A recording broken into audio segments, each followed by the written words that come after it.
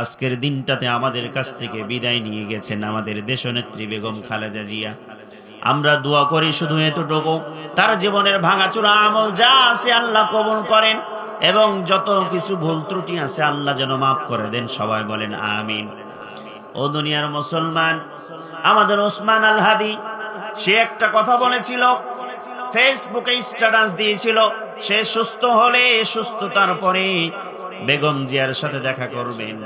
কি মর্মান্তিক ঘটনা দেখেন, আজকে সেও দুনিয়ার থেকে বিদায় নিয়ে গেল, বেগম জিয়াও বিদায় নিয়ে গেল, কেউ কারো সাথে সাক্ষাৎ হলো না।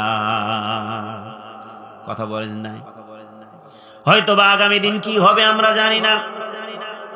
যদি মনে করেন বাংলাদেশের ক্ষমতার মসনদে তারেক বসে যায়, হতেও পারে সেটা আমরা কিছুই জানি না।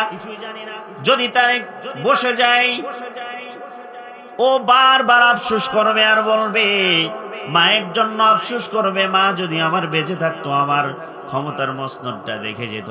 কথা বলেন ঠিক কিনা? অথচ দেখেন, এই বাংলার ক্ষমতার চেয়ার দখল করার জন্য বাংলাদেশের শত শত আমার বিজিবিদেরকে, বিডিআরদেরকে হত্যা করা হয়েছে। হাসিনার কি দিয়ে বিচার করবেন আপনি? কত লাইনে বিচার করবেন?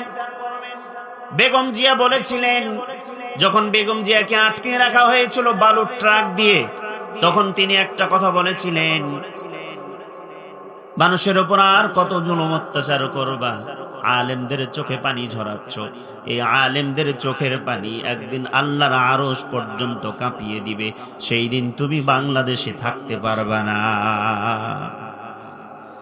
আলেমদেরকে গায়ে বিবস্ত্র করা হয়েছে, ল্যাংটা করা হয়েছে। কথা বলেন। রফিকুল ইসলাম মাদানী, আমার সাথে সরাসরি কথা হয়েছে আল্লাহর বান্দার, সে বলে তারে যেভাবে উলঙ্গ করা হয়েছে, এত বিবরণী তিনি দিয়েছিলেন, একজন আলেমকে কিভাবে অপমান করা হয়, যারা ওই জায়গাতে না গিয়েছেন আপনারা বুঝতে পারবেন না। মুফতি আমির হামজা ভাই, কি অপরাধ তার? আমাদের আল্লামা দেলওয়ার হোসেন সাঈদ রাহিমাহুল্লাহর কি অপরাধ? শুধুমাত্র কোরআনের রাজনীতি করার জন্য, কোরআনের কর্মী হওয়ার জন্য, কোরআনের পক্ষে কথা বলার জন্য তাকে জীবন দিতে হয়েছে। কথা বলেন ঠিক কিনা? এর বিচার হবে না? হবে না? কিয়ামতের দিন অবশ্যই বিচার হবে। আল্লাহ রাব্বুল আলামিন বলেন, যখন ডান হাতে আমলনামা, কিয়ামতের দিন একটা দল যাবে জান্নাতে আর একটা দল যাবে জাহান্নামে, বাম হাতে আমলনামা চলে আসবে। আল্লাহ রাব্বুল আলামিন বলবেন, ইকরা কিতাবাকা নাফসাক, তুমি তোমার আমলনামা পড়ো। আপনার সামনে বিশাল একটা মনিটর দাঁড় করায় দিবেন রব। এই মনিটর দাঁড় করায় দেওয়ার পরে আপনি যখন আপনার আমলনামা দেখবেন, পড়তে থাকবেন, সেই দিন বলবেন, মালি হাদাল কিতাব লা ইউগাদিরু সগীরাতান ওয়ালা কাবীরাতান ইল্লা আহসাহা। এটা আবার কোন ধরনের কিতাব? জীবনের ছোট বড় কোনো কিছুই বাকি রাখে নাই। আমি কোন মানুষের বিরুদ্ধে জেলখানায় লিপিবদ্ধ করেছিলাম, কোন মানুষের বিরুদ্ধে মামলা ঠুকেছিলাম, একজন আলেমকে হেনস্থা করার জন্য নারী কেলেঙ্কারির কেস লাগায় দিয়েছিলাম, মামলা ঠুকে দিয়েছিলাম, সেই দিন সব দেখতে পাবেন। আফসোস করবেন, রক্ষা পাওয়ার জন্য বলবেন, বলেন দেখি কিয়ামতের দিন আল্লাহর কাছে কোনো ধরনের কোনো সুযোগ পাবে নাকি? কোনো সুযোগ নাই। যত সুযোগ এখন বেঁচে থাকা অবস্থায়। এই যে ওসমান আল হাদি দুনিয়া থেকে বিদায় নিল, ওসমান আল হাদির আমরা চিনতাম না, জানতাম না কে সে, কিন্তু ইমানের দিফতিয়ান, ইমানের বলিয়ান এত হয়েছিল, এত পরিমাণ ইমানের পথে অবিচল ছিল, আমার আল্লাহ রব্বুল আলামিন তার ভালোবাসা সারা বিশ্বের মানুষের কাছ পর্যন্ত পৌঁছে দিয়েছে। তার জন্য এত মানুষ চোখের পানি ফেলেছে, আমরা কল্পনার বাইরে। হাদির জন্য এত পরিমাণ মানুষ চোখের পানি ছেড়েছে, আমাদের কল্পনার বাইরে। রব্বুল আলামিনের পয়গম্বর বিশ্ব নবীজির একটা হাদিস আমার খুব বেশি মনে পড়ে যায়, একটা হাদিস খুব বেশি মনে পড়ে যায়। আমার নবীজি বলেন, আল্লাহ রাব্বুল আলামিন এই দুনিয়ার কোন মানুষকে যখন বেশি ভালোবাসেন, আল্লাহ রাব্বুল আলামিন এই দুনিয়ার কোন মানুষ যখন আল্লাহর কাছে প্রিয় হয়ে যায়, আল্লাহর ইবাদত করে আল্লাহর সন্তুষ্টি কামনা করার পরে যখন প্রিয় থেকে প্রিয়তর হয়ে যায়, আমার আল্লাহ রাব্বুল আলামিন জিবরাইল আলাইহিস সালাতু ওয়াস সালামকে ডাকেন।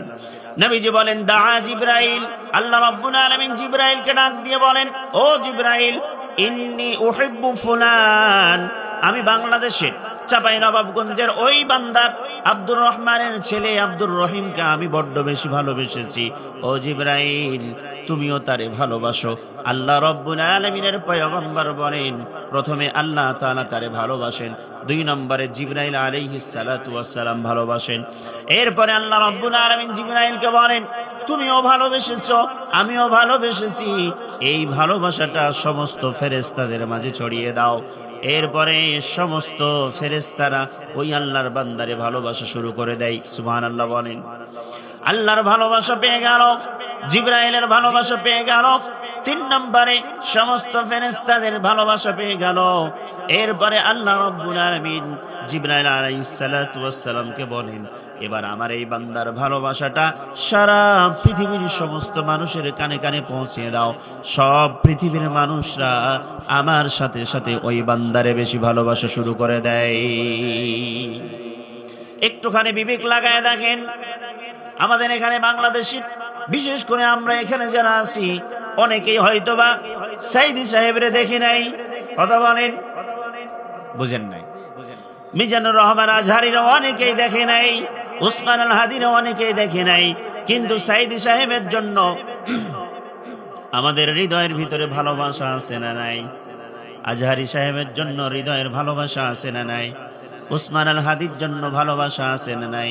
বলেন দেখি। আমার কাছে মনে হয় ওই হাদিস প্রমাণ বহন করে, আল্লাহ রাব্বুল আলামিন এই বান্দাগুলোর জন্য আল্লাহ আমাদের হৃদয়ে ভালোবাসা সৃষ্টি করেছে। ঠিক কিনা? তার মানে তারা আল্লাহর প্রিয় হতে পেরেছেন, এই জন্য আল্লাহ তাদের ভালোবাসা আমাদের হৃদয়ে তৈরি করে দিয়েছে। সুবহানাল্লাহ বলবেন না?